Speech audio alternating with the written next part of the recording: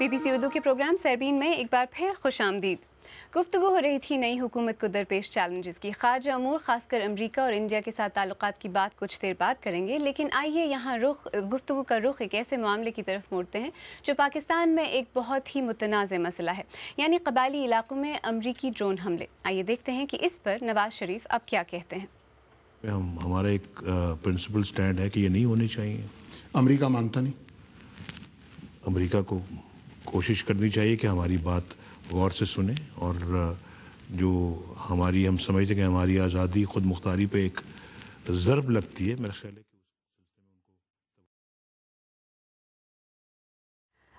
کسی وجہ سے ہم شاید وہ کلپ آپ کو پوری طرح نہیں دکھا پائے،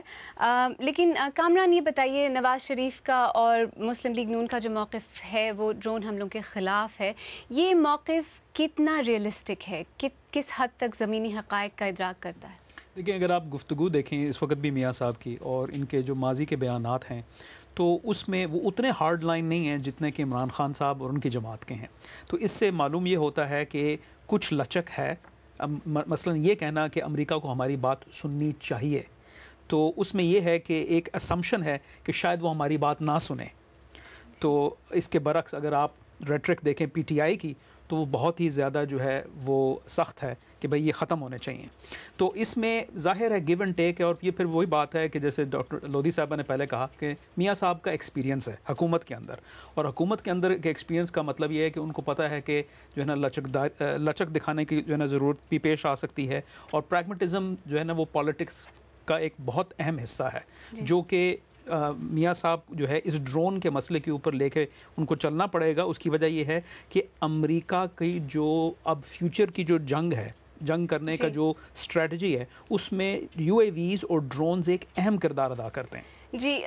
آپ نے کہا کہ نواز شریف کے موقف میں لچک دیکھنے میں ملتی ہے۔ ڈاکٹر ملیحہ لودھی، کیا امریکہ میں کوئی لچک کی گنجائش نظر آتی ہے؟ کیا کوئی بیچ کا راستہ شاید نظر آتا ہے آپ کو اس حوالے سے؟ میرا اپنا خیال یہ ہے کہ واشنگٹن کو پاکستان کی جمہوریت کو رسپیکٹ کرنا چاہیے۔ پاکستان میں جو مینڈیٹ ملا ہے میاں صاحب کو، اس کی عزت کرنی چاہیے، اور اگر میاں صاحب یہ کہہ رہے ہیں، اور میرا خیال ہے ہمیں اس بات کو سنجیدگی سے سننا چاہیے کہ وہ مذاکرات کے ذریعے امریکہ کو اس طرف لانا چاہتے ہیں کہ وہ ڈرون اٹیکس جو ہیں وہ پاکستان کی سرزمین پہ ختم کریں، تو میں سمجھتی ہوں کہ وہ لچک کی بات نہیں ہے۔ میں سمجھتی ہوں وہ کافی سنجیدگی سے کہہ رہے ہیں، اور یہ بات اس چیز سے بھی کنسسٹنٹ ہے کہ اس وقت امریکہ چاہتا ہے اس خطے میں کہ افغانستان میں کوئی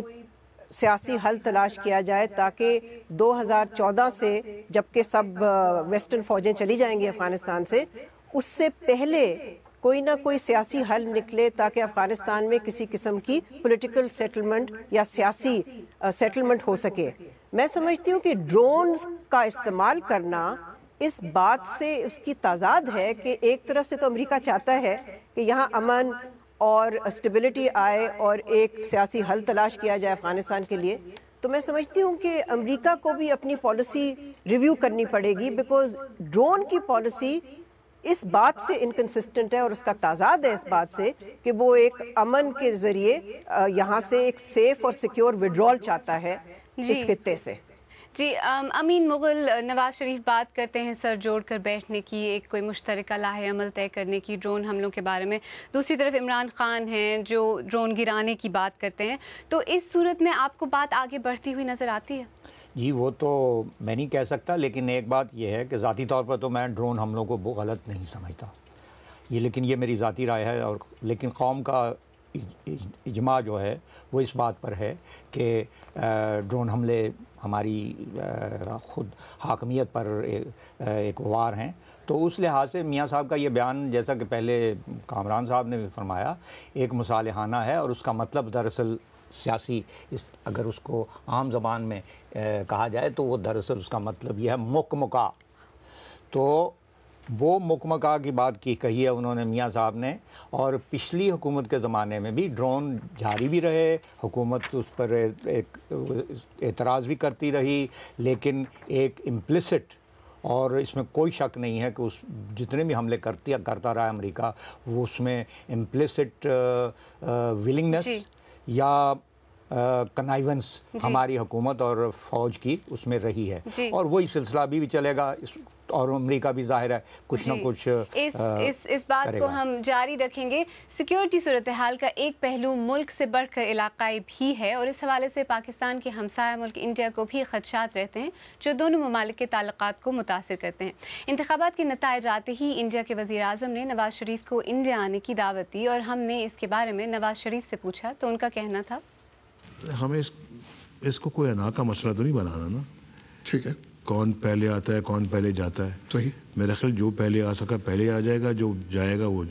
ہم بھارت کے وزیر اعظم کا کچھ عرصہ پہلے پاکستان آنے کا پروگرام تھا، وہ آ جائیں گے، ہمیں بہت خوشی ہوگی، ہمیں جو ہے وہ موقع ملے گا ان کی آؤ بھگت کا، اور پھر مجھے موقع ملے گا میں ضرور جاؤں گا۔ کامران بخاری، نواز شریف نے دہشت گردی کے خلاف جو جنگ ہے اس کو ختم کرنے کا، انڈیا کے ساتھ تعلقات کو بہتر کرنے کی بھی باتیں کی ہیں۔ کیا نواز شریف کے پاس اتنا بڑا مینڈیٹ ہے کہ وہ یہ سب کچھ کر سکیں؟ میں سمجھتا ہوں کہ ہے، لیکن وہ پبلک مینڈیٹ ہے۔ ہمیں پتہ ہے کہ جب بات آتی ہے فارن پالیسی کی اور بالخصوص ڈیفنس پالیسی کی اور انڈیا سے لے کر، تو اس میں ہمارے فوج اور سیکیورٹی اسٹیبلشمنٹ انٹیلیجنس کمیونٹیز کا بہت زیادہ انپٹ ہے۔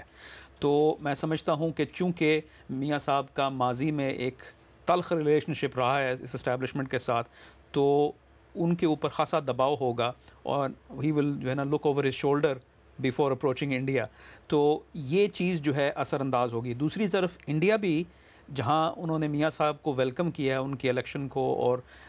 ان کو بھی یاد ہے کہ واجپئی صاحب کے دور میں، میاں صاحب کے پچھلے سابقہ حکومت کے دور میں پیس پروسیس چل رہا تھا، لیکن انڈیا بھی چاہے گا کہ کم از کم جو ہے تمام کا تمام پاکستان میاں صاحب کے پیچھے ہو، یہ نہ ہو کہ کچھ ایلیمنٹس جو ہیں سیکیورٹی اسٹیبلشمنٹ کے وہ فٹ ڈریگنگ کر رہے ہوں۔ جی ڈاکٹر ملیحہ لودھی، افغانستان میں بھی انڈیا اور پاکستان کے جو مفادات ہیں روایتی طور پر ان میں بھی ایک ٹکراؤ سا رہا ہے، تو تعلقات کیسے بہتر ہوں گے؟ میں سمجھتی ہوں کہ اس وقت تو یہ بہت ہی ایک ویلکم ڈیولپمنٹ ہوئی ہے کہ پرائم منسٹر منموہن سنگھ نے دعوت دی